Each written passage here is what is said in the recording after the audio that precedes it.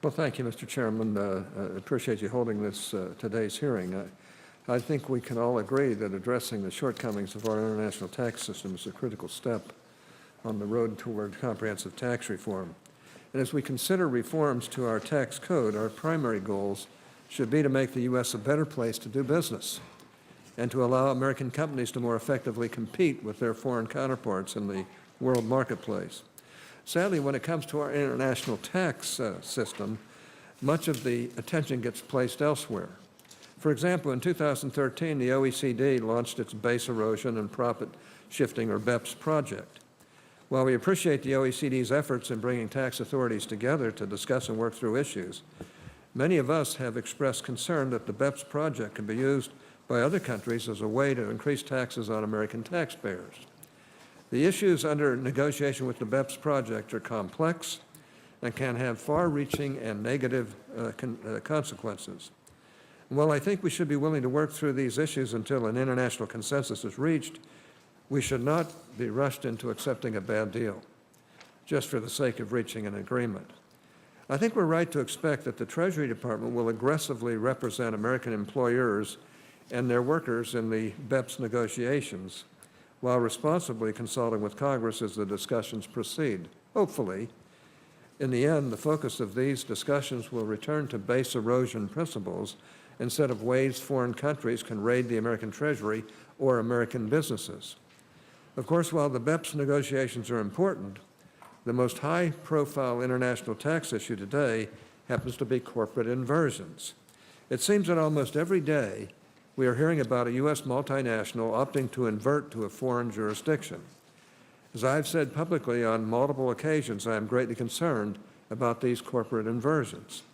Ultimately, the best way to solve this problem will be to reform our corporate and international tax system in a manner that will make our multinationals competitive against their foreign counterparts. That will mean, among other things, a significant reduction in the corporate tax rate and major changes to make our international tax system more competitive. Over the past few months, we've seen a handful of legislative proposals to address the issue of inversions. Most of them are punitive and retroactive. Rather than incentivizing American companies to remain in the U.S., these bills would build walls around U.S. corporations in order to keep them from inverting. I think that's not only stupid, I think it's going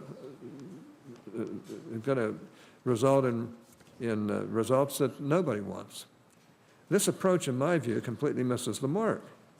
While it may put a stop to traditional inversions, it could actually lead to more reverse acquisition inversions, as our U.S. multinationals would, under this approach, become more attractive acquisition targets for foreign corporations. Whether it is traditional corporate acquisition inversion or a reverse acquisition inversion, the result is the same: continued stripping of the U.S. tax base. In fact, the approach in the proposed and anti-inversion legislation is so misguided, it reminds me of an old joke. A drunk is looking for something under a streetlight. A police officer walks up to him and asks, "What is he looking for?" The drunk said, "My keys." The police officer helps the drunk look for a few minutes without success and finally asks, "Did you lose your keys here?" The drunk said, "No, I lost them across the street." The officer responds, "Then why are you looking for them on this side of the street?" And the drunk replies, "Because the light is better over here."